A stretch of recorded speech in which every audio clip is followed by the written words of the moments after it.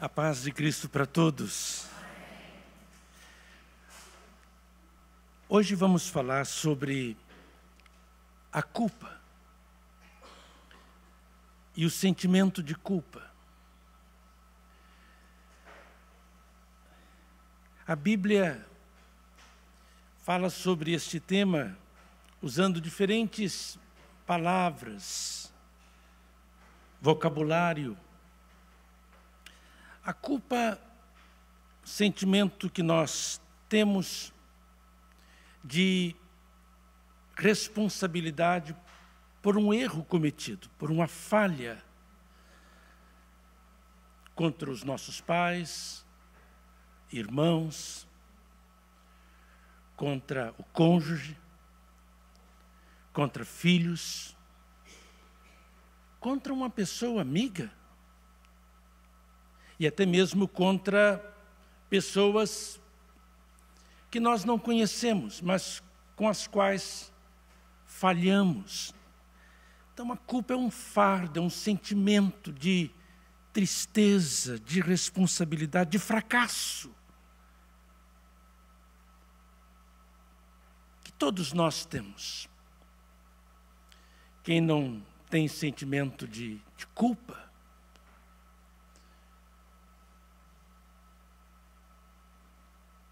uma pessoa sem sensibilidade, sem consciência da sua condição humana, porque como seres humanos,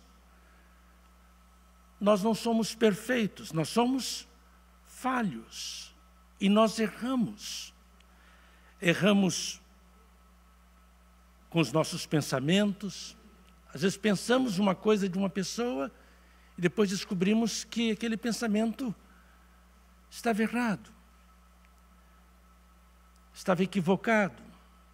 Às vezes falamos de alguém, falamos mal de alguém, depois descobrimos que aquela nossa palavra foi infeliz, não foi apropriada.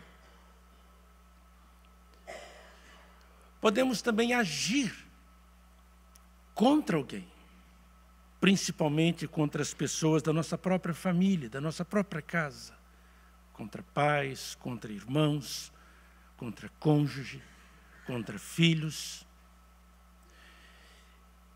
E quando tomamos consciência dos nossos erros, descobrimos que fracassamos, que erramos. Essa consciência é o que se chama de culpa. Nos declaramos culpados. Além da culpa, temos o sentimento de culpa. É claro que há culpas ao sentimento de culpa que não é verdadeiro, é falso. Não poucas vezes uma criança, um adolescente, pode desenvolver o sentimento de culpa, por exemplo, pelos problemas do seu lar, entre seus pais. Pode se sentir o culpado, digamos, pela briga, pela desavença, pela separação dos pais. E essa criança, esse adolescente pode crescer com esse sentimento e nunca se desvencilhar deste fardo, deste peso, deste sentimento de responsabilidade pelo fracasso dos pais, pelo desastre do lar, e sofrer muito por isto.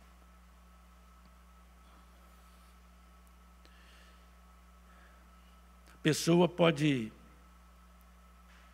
carregar esse sentimento de culpa, de fracasso, de uma maneira tão crônica, tão desastrosa, que acaba ficando doente fisicamente, emocionalmente, mentalmente. A pessoa pode se trancar e não desenvolver, e não crescer, e não avançar, por causa desta culpa, desse sentimento de culpa. de Gênesis a Apocalipse, nós encontramos a Bíblia falando sobre este tema. Logo no início, quando a Bíblia fala sobre um casal que fez alguma coisa errada, desobedeceu a Deus. E quando Deus procurou esse casal, diz-nos a Bíblia que eles se esconderam de Deus, porque estavam com vergonha de Deus. O sentimento de culpa faz isto. Errei. Na verdade, a história desse primeiro casal é a nossa história. A Bíblia tem pelo menos 3 palavras para falarem sobre esse fracasso nosso, essa vulnerabilidade nossa, este erro nosso, essa característica humana nossa de falha. A Bíblia chama de pecado, a Bíblia também chama de transgressão, e a Bíblia chama também de iniquidade. A palavra pecado, tanto no hebraico quanto no grego, a ideia de errar o alvo que Deus tem para a nossa vida, que o nosso Criador estabeleceu para nós. Deus tem um alvo para nós em relação a Ele, nosso relacionamento com Ele, e o nosso relacionamento com o próximo. Tanto nos 10 mandamentos, quanto nos ensinos do Antigo e Novo Testamento, nós encontramos isto. E quando nós falhamos com o próximo, nós falhamos com Deus. As duas coisas estão juntas. Então, a história, na verdade, lá de Gênesis, daquele casal, Adão sou eu. Eva é a minha esposa, é uma mulher, é Maria, é Joana, é Elizabeth. Adão é João, é José, aqui e agora, que tem o padrão de Deus estabelecido. Olha, você pode aproveitar a vida, mas você precisa me obedecer. Seguir a minha lei, os meus ensinos, os meus valores, a minha ética.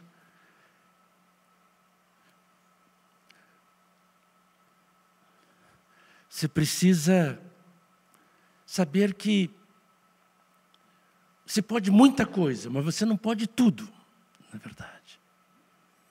Você não pode ir contra as pessoas, contra você mesmo, contra mim.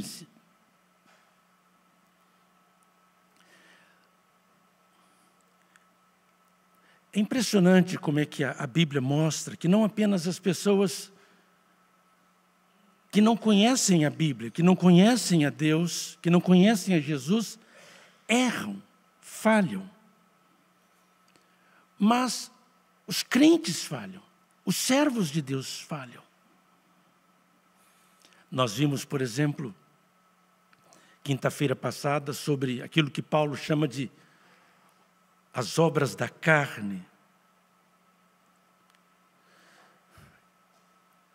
A Bíblia fala sobre 3 grandes obstáculos que nós temos para o nosso crescimento espiritual, nossa santificação, a nossa comunhão com Deus. Fala de Satanás, que na verdade significa um adversário, um inimigo. Também é chamado de diabo, como o acusador. Fala sobre o mundo, com as suas mentiras, os seus sistemas falaciosos, enganadores. E fala sobre essas obras da carne, essa natureza nossa humana. E por causa dessas coisas, de Satanás, do diabo, do mundo, e por causa dessa nossa inclinação, essa nossa natureza pecaminosa. Nós erramos, nós falhamos, nos sentimos responsáveis por essas falhas e queremos esconder de Deus. E às vezes, por causa da nossa culpa, do nosso sentimento de culpa, nós queremos também nos afastar das pessoas. E há casos em que esse sentimento de culpa, essa culpa, se torna tão radical, tão triste, tão pesada, que as pessoas podem fazer mal até elas mesmas. O rei Davi, que foi chamado na Bíblia de o homem segundo o coração de Deus, ele cometeu um erro tão bárbaro, tão trágico. Ele usou uma mulher, abusou da sua autoridade, do seu poder. Ele obrigou essa mulher a estar com ele, porque ele era o rei, ele mandava. E ele planejou a morte do esposo dessa mulher. Então ele foi um homem covarde, um canalha.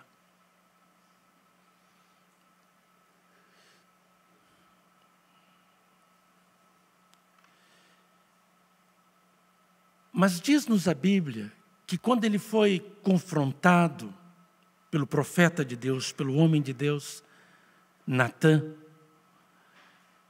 ele reconheceu o seu pecado, ele reconheceu a sua culpa, sua responsabilidade. Eu sou responsável de fato, eu sou culpado por isto. E ele escreveu um dos textos mais lindos no livro dos Salmos. Ele escreveu dizendo, no Salmo 51, ele disse: o meu pecado está sempre diante de mim. Ele disse isto de uma maneira muito clara no versículo 3 do capítulo 51. Meu pecado está sempre diante de mim. Eu conheço as minhas transgressões e o meu pecado está sempre diante de mim. Interessante esta declaração de Davi, o que revela uma culpa perene, um sentimento de culpa como se fosse um ghost, um fantasma presente na vida dele. A culpa e o sentimento de culpa não é algo que passe assim. Não é como uma dor de dente, que arrancou o dente e acabou. Culpa pode durar a vida inteira. Pode nascer no coração de uma criança, pode nascer no coração de um adolescente, pode também surgir de uma hora para outra no coração de um adulto, quando ele encontra um profeta Natã, que prega a palavra de Deus para ele, de uma hora para outra, abre os seus olhos para que ele enxergue suas mãos manchadas de sangue contra seus filhos, contra o seu cônjuge.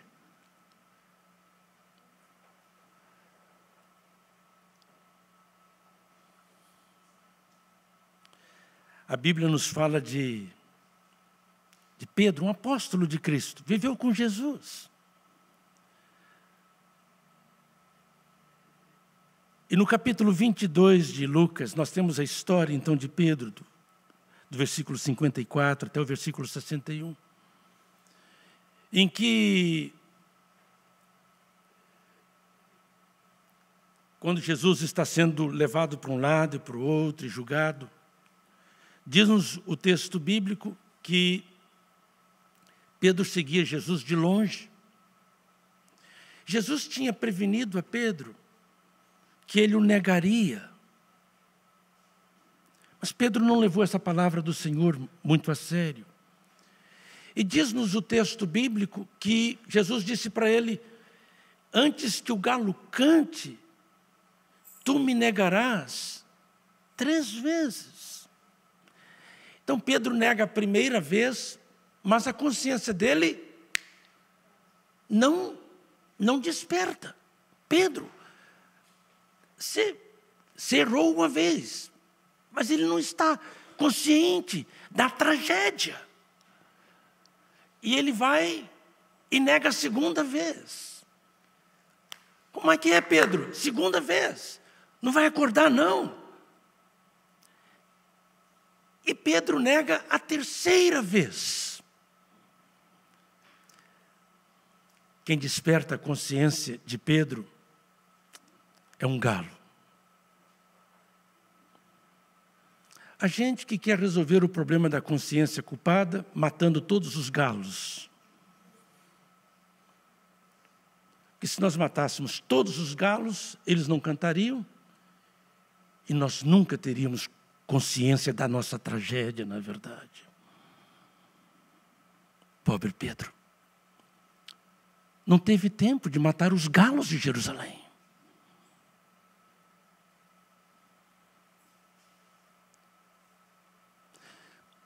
Como seria bom se nós não precisássemos de um galo para cantar e nós tomarmos consciência da nossa culpa, do nosso fracasso. Como nós falhamos com Jesus, como nós falhamos com Deus, com a Igreja de Cristo, como nós falhamos com a nossa família, como nós falhamos conosco mesmo.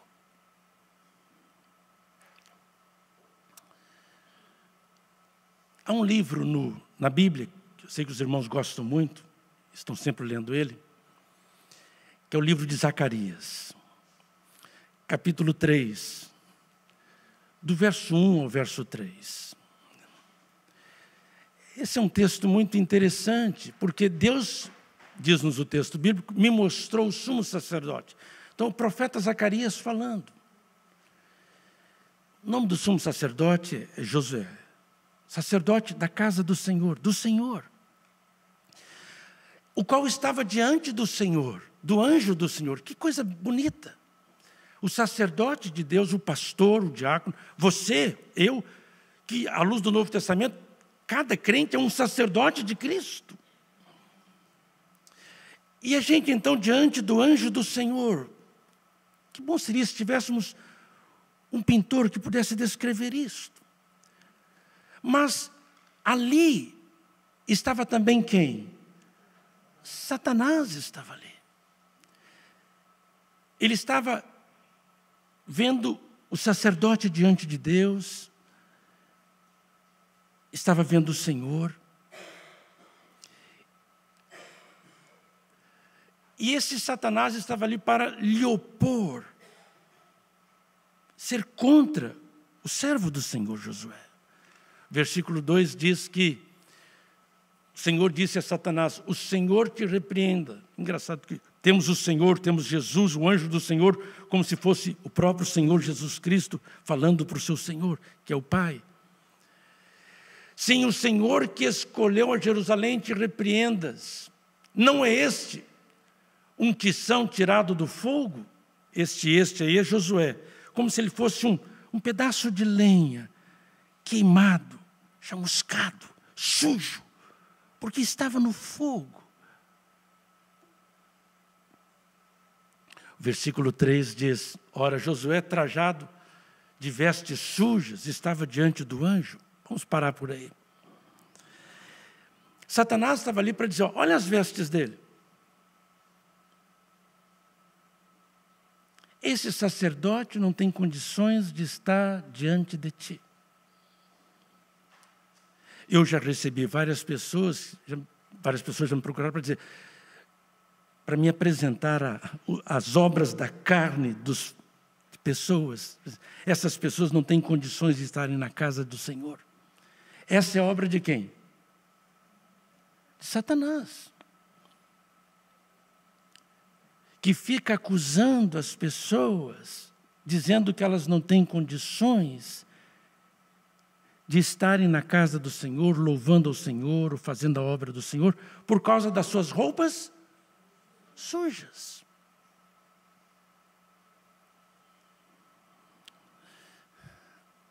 Satanás pode acusar você por causa dos seus erros de ontem. Ele pode dizer que você é um mentiroso, é um fracassado, é um derrotado, que você não tem autoridade, porque o trabalho de Satanás, ou de quem aqui na terra trabalha para ele, é exatamente impedir que você olhe para frente e esqueça os seus fracassos e entregue os seus fardos de culpa e os seus sentimentos de culpa nas mãos do Senhor. Você não tem que negar que as suas roupas estejam sujas, mas o Senhor pode lavá-las, na verdade, e todos os dias.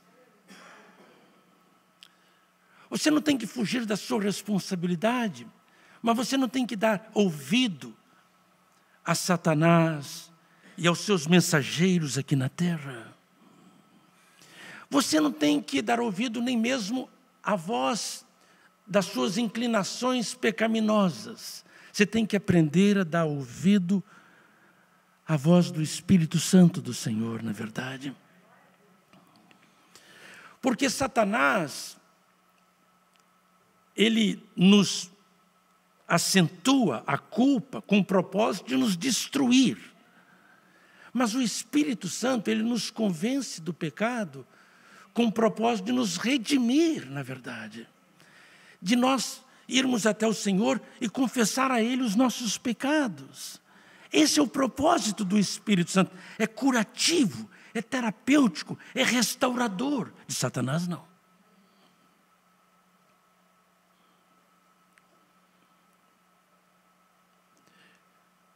O apóstolo João, no capítulo 1 da sua carta, do verso 8 ao verso 10, ele diz que se confessarmos os nossos pecados, Ele é fiel, Deus é fiel e justo para fazer o quê? Nos purificar de todo, nos perdoar e nos purificar de todo o pecado. Um dos ensinos mais importantes da Bíblia é de que Deus ama você. É de que Deus perdoa você. No primeiro capítulo de Isaías, Deus diz: ainda que seus pecados sejam vermelhos como a escarlate, eles se tornarão brancos como a neve. No livro do profeta Miqueias, no último capítulo, o Senhor diz: eu lançarei os seus pecados nas profundezas do mar. Pode ser que esta igreja não faça isso, ou algumas pessoas dessa igreja não façam isso. Pode ser que seu cônjuge não faça isso, seu pai, sua mãe, ou seus filhos não façam isso.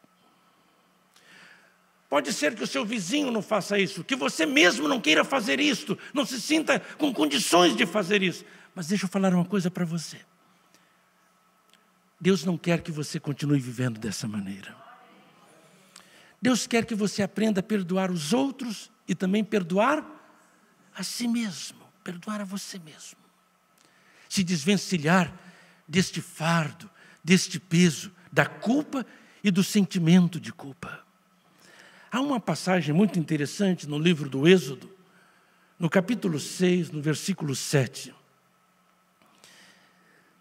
Deus diz neste texto bíblico algo assim maravilhoso que nós podemos aplicar a este assunto.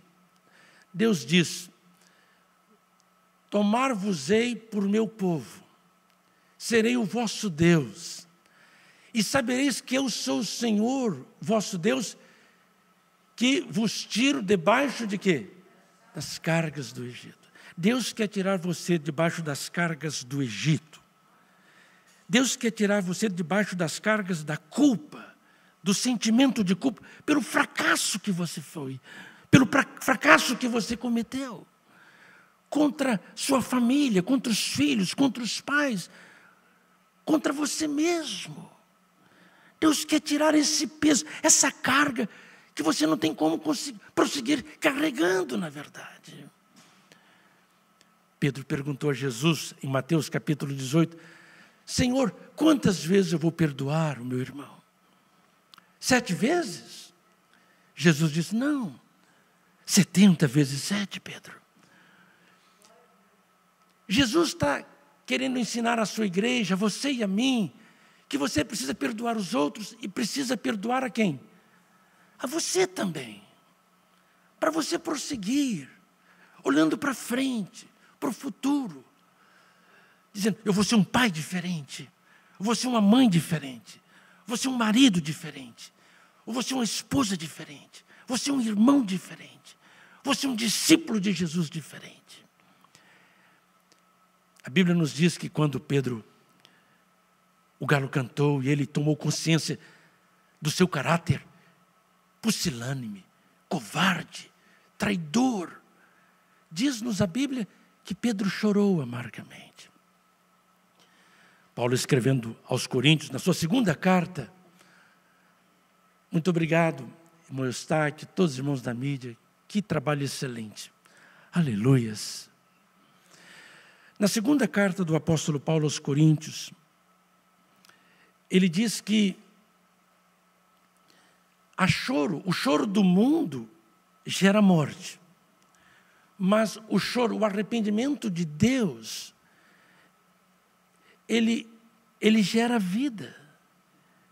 Ele gera vida. Paulo escreveu isto na sua 2ª carta, capítulo 7, versículo 10.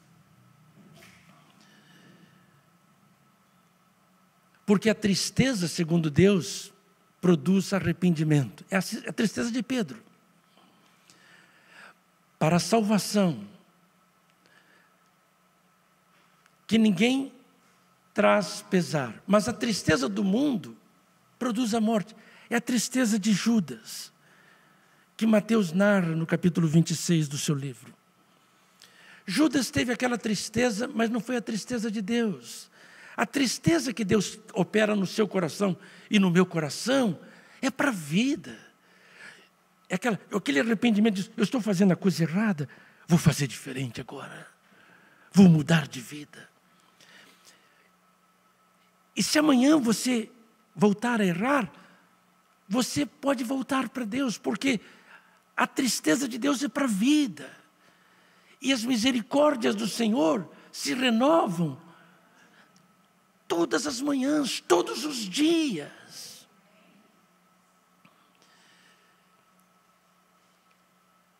Então Pedro se arrependeu, teve a tristeza que era de Deus, promovida pelo Espírito Santo de Deus. Não era uma tristeza promovida pelo seu sentimento de culpa, de fracasso. Não era uma tristeza produzida pelo mundo, pelos poderes do mundo, que acusa, que condena. Não era tristeza produzida, acusação por Satanás, pelo diabo, não. Era tristeza produzida pelo Espírito Santo de Deus. Quando você ou eu, quando nós fazemos uma coisa errada, Deus quer que nós tenhamos tristeza. Se você erra na sua família, no seu lar, com alguém da sua casa, é importante que você reconheça o seu erro. E se você puder, se a pessoa não estiver morta, que você peça perdão. Aprenda a pedir perdão às pessoas. Mas se a pessoa já morreu, se você não tem como encontrar essa pessoa hoje, quero dizer para você que Deus perdoa você. Há perdão para você. Não saia daqui hoje carregando o peso da culpa ou do sentimento da culpa. Saia daqui carregando o amor de Deus, o perdão de Deus, a paz de Cristo, que excede todo o entendimento. Quero orar por você. Você que está aqui e que quer entregar sua culpa, seu sentimento de culpa nas mãos do Senhor. Levante a sua mão onde quer que você esteja. Amém. Amém. Pai, o Senhor está vendo as pessoas com as mãos erguidas. E eu te peço por elas, para que o Senhor possa perdoá-las, lavá-las e que elas possam sair daqui conscientes de que estão perdoadas por Ti, que o Senhor as ama, e que elas possam sair daqui e prosseguirem sem a carga da culpa, sem o peso da culpa, mas com o Teu perdão, a Tua graça, a Tua paz. Em nome de Jesus eu oro. Amém.